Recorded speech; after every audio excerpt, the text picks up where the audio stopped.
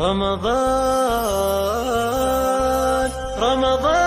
رمضان كريم.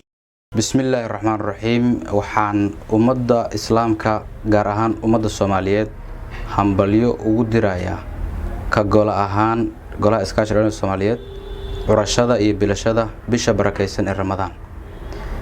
Ilaahay nagu soo gaarsiiyay caafimaad qabka, bad qabka iyo amniga. waxaan ka rajaynaynaa inuu na waafajiyo acmaasheeda suuban iyo ka faa'iideysigeeda bisha barakeysan fadligeeda insha Allah.